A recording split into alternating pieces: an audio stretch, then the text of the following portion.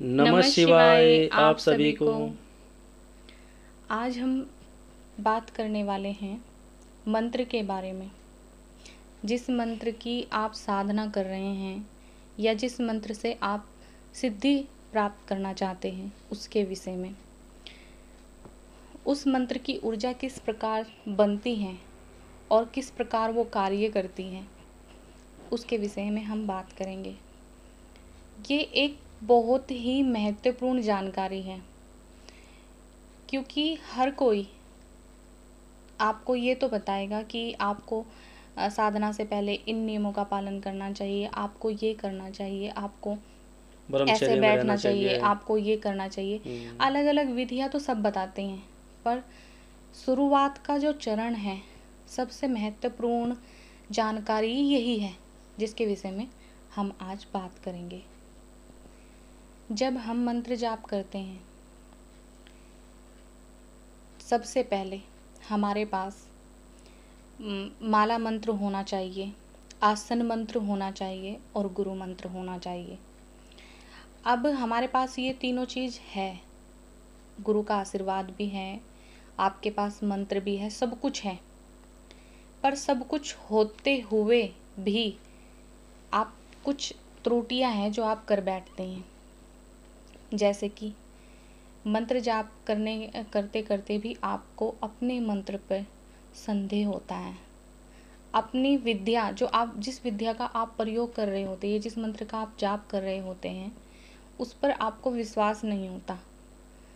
कभी कभी साधक ऐसा सोचते हैं कि क्या ये मंत्र वो सिद्धि प्रदान कर सकता है जिसको हम पाना चाह रहे हैं, क्या इसके ज़रिए मिलेगी भी या नहीं मिलेगी।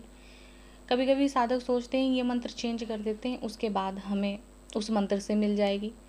तो वो जो ध्यान होता है साधक का एक मंत्र से दूसरे मंत्र की ओर, जो आप मेहनत करते हैं उस बीच उस मंत्र के अंदर, वो मेहनत भी आपकी फल नहीं देती, क्योंकि आपका जो ध्यान था वो सारा कहीं और केंद्रित था।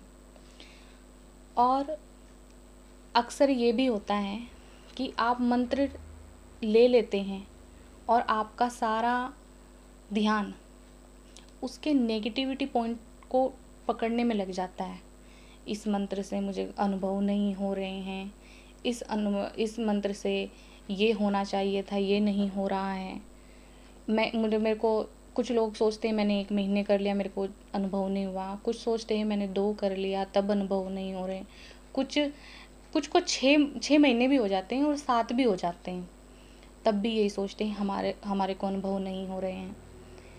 लेकिन क्या होता है कि जब आपकी सोच नेगेटिव हो जाती है, जो आपकी थिंकिंग है उस मंत्र के प्रति नेगेटिव हो जाती है, तो वो सही ढंग से ऊर्जा ना लग करके जिस जिस दिशा में उस ऊर्जा को काम करना था उस दिशा में ना लग करके वो आपकी उस सोच को पूरा करने में लग जाती है जो आपके माइंड में, मस्तिष्क में घूम रही होती हैं।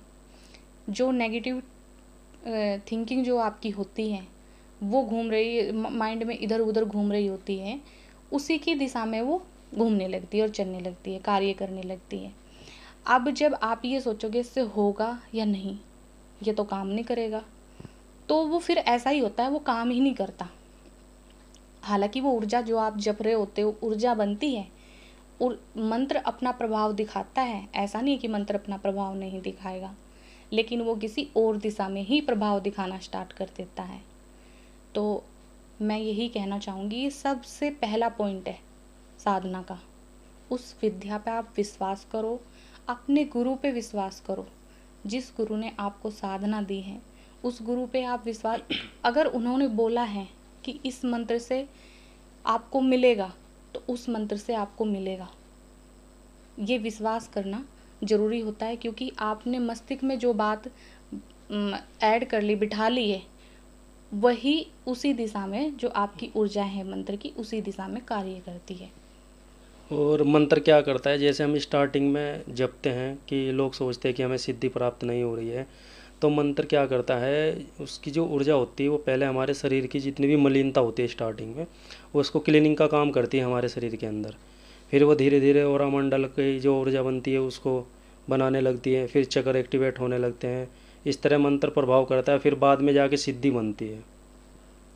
अब ये जो ओरेमंडल का प्रोसीजर है इसमें भी टाइम लगता है, कुंडलानी का प्रोसीजर है इसमें भी टाइम लगता है। इसका बनना, घूमना और इसका दर्शाना, ये तीनों ही प्रक्रिया अलग अलग है और ये अपने ही समय पे होती है। टाइम लगता है इसमें काफ़ी। आप सोचते हो कि आप मंत्र को अपने अनुकूल कर रहे हो, लेकिन मंत्र आपके शरीर को अपने अनुकूल करता है और तब तक आपको सिद्धि प्रदान नहीं होती तब तक मंत्र आपको अपने अनुकूल ना कर ले। आपको मंत्र के अनुकूल होना होता है, ना कि मंत्र को अपने अनुकूल करना। तब तक आप उस मंत्र को, या मंत्र आपको अपने अनुकूल नहीं करेगा, तब तक आप किसी चीज़ को प्राप्त करने के बावजूद भी प्राप्त नहीं कर पाओगे। उसमें टाइम लगता है कि आप सोचते हैं कि जल्दी हो जाएगा, नहीं, वो हमारे शरीर के ऊपर होता है कि हमारा शरीर कितनी जल्दी ऊर्जा एब्जॉर्ब करने लगता है। क्या हमारे शरीर की कैपेसिटी है उसके अकॉर्डिंग चलता है, फिर उसके अकॉर्डिंग ही मंत्र चलता है। अब ऊर्जा का क्या काम होता है, वो आपके शरीर में उसी प्रकार से कार्य करेगी, उसी प्रकार से आपके शरीर में समाएगी जैसी आपके शरीर की प्रक्रिया है। यानी कि जितना आपका शरीर अब्जॉर्व कर सके, सहन कर सके, वरना आपको तकलीफ होगी, प्रॉब्लम होगी। ये शरीर जो है ये पंच तत्वों से हैं और ये एक तरह से ये बीमार भी होता है और सही भी होता है। इसकी जो मिट्टी है वो परिवर्तित होती रहती है। तो इसीलिए जो ऊर्जा है वो आप ही के अकॉर्डिंग, आप ही के शरीर के अकॉर्डिंग बदल करके जो सहन योग्य हो उसी तरह से प्रवेश करती है। तो ये एक बहुत ही महत्वपूर्ण विषय है। साधना का जो पहला चरण है ये बहुत ज़रूरी है। अपने मंत्र पे विश्वास कीजिए, अपने गुरु पे विश्वास कीजिए और जो आप साधना कर रहे हैं अपने मस्तिष्क में यही आपको रखना है कि हम जो साधना कर रहे हैं वो हमें मिलेगा और इसी मंत्र से मिलेगा। थोड़ा समय लग जाएगा पर मिलेगा ज़रूर। ऐसा नहीं है कि मंत्र आपको एक बार में ही प्रभाव दिखाना स्टार्ट करता है, नहीं, वो आपसे मेहनत करवाता है क्योंकि वो आपको अपने अनुकूल करता है। तो तब तक आप उसके अनुकूल नहीं होगे तब तक वो मंत्र आपसे मेहनत करवाएगा और वो आप ही के लिए अच्छा है, वो अच्छा भी आप ही के लिए है। तो ये जो मंत्र की जो प्रक्रिया है ये ठीक उसी तरह से चलती है जैसे आपने आसन मंत्र पढ़ करके आप आसन पे बैठते हैं, तो ये जो ऊर्जा है वो आपकी बिखरती नहीं है। माला मंत्र बिखरती नहीं है, वो आप ही को प्राप्त होगी। वो धीरे धीरे एब्जॉर्ब हो, शायद जैसे आपका शरीर है उसी के अकॉर्डिंग वो धीरे धीरे एब्जॉर्ब होती है शरीर के अंदर, लेकिन वो बिखरती नहीं है, वो धीरे धीरे करके आपके शरीर में समा जाती है। तो हमारा यही एक छोटा सा जो पहला संदेश था और फिर इसके बाद का क्या कैसा नेक्स्ट चरण होना चाहिए, कैसी सोच होनी चाहिए, क्या करना चाहिए, वो हम नेक्स्ट वीडियो में आप बताएंगे, सभी को बताएंगे। तो आज के लिए इतना ही। नमः शिवाय। शिव गुरु की सदा ही जय हो, सदा ही जय हो, सदा ही जय हो।